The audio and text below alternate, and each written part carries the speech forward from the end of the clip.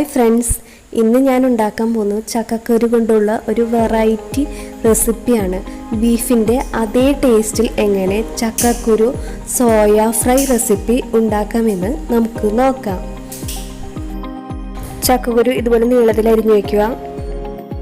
1/2 teaspoon കുരുമുളക് പൊടി, 1 teaspoon മുളക് പൊടി, 1 ടീസ്പൂൺ മല്ലിപ്പൊടി, 1/4 ടീസ്പൂൺ ഗരം മസാലപ്പൊടി, ഉപ്പ്, 1/4 ടീസ്പൂൺ മഞ്ഞൾപ്പൊടി എന്നിവ ചേർത്തൊന്ന് 5 മിനിറ്റ് മിക്സ് ചെയ്ത് വയ്ക്കുക.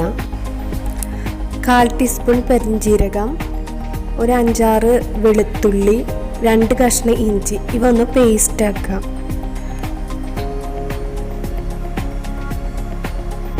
ഇഞ്ചി വെളുത്തുള്ളി പേസ്റ്റ് ഇതിൽ നമുക്കൊന്ന് മിക്സ് ചെയ്ത് കൊടുക്കാം. എന്നിട്ട് നന്നായി ഒന്ന് ഇളക്കി കൊടുക്കാം. എന്നിട്ട് 1 ഗ്ലാസ് വെള്ളത്തിൽ നമുക്കിതൊന്ന് വേവിച്ചെടുക്കാം. ഒരു 3 പച്ചമുളക് അരിഞ്ഞതും വേപ്പിലയും ഇതിൽ ചേർക്കാം. എന്നിട്ട് നമുക്ക് അടച്ച് വേവിക്കാം. ഒരു ബൗളിൽ സോയ എടുത്തിട്ട് നമുക്കിതൊന്ന് കുതിർത്ത് വയ്ക്കാം. അതിനായി 2 ബൗള് ചൂടുവെള്ളം അതിൽ ഒഴിച്ച് ഒരു 15 മിനിറ്റ് വയ്ക്കാം. ഒരു 12 ചുവന്നുള്ളി നന്നാക്കിയിട്ട് ഇതൊന്ന് നമുക്ക് അരിഞ്ഞ് വയ്ക്കാം. 15 മിനിറ്റ് ആയിട്ടുണ്ട്. നമ്മുടെ സോയ കുതിർന്ന് വന്നിട്ടുണ്ട്. നമുക്ക് ഇത് ഒന്ന് നന്നായി പിഴിഞ്ഞിട്ട് എടുക്കാം. അതിൽ നമുക്ക് മഞ്ഞളും ഉപ്പും പുരട്ടി കൊടുക്കാം.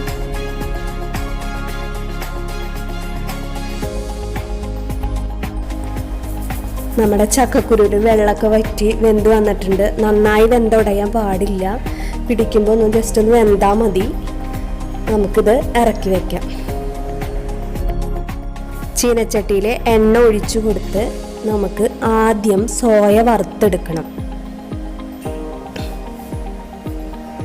നമ്മുടെ സോയ മൊരിഞ്ഞു വന്നിട്ടുണ്ട്. നമുക്കിനി ഇത് വറുത്ത് കോരാം.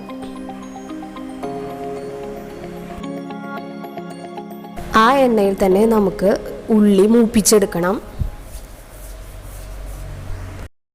നമ്മുടെ ഉള്ളിയൊക്കെ നന്നായി മൂത്ത് വന്നിട്ടുണ്ട്. ഇനി നമുക്ക് വേവിച്ച് വെച്ച ഈ ചക്കക്കുരു ഇതിലേക്ക് ഇട്ട് കൊടുക്കാം.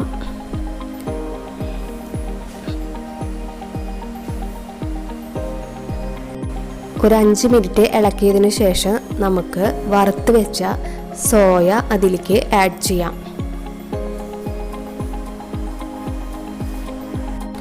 ഒരു 10 മിനിറ്റ് ചെറുതീയിൽ ഇതൊന്ന് ഇളക്കിയെടുക്കണം. ചെറുതായി ഒന്ന് ഫ്രൈ ആവാൻ വേണ്ടിയിട്ടാണ്.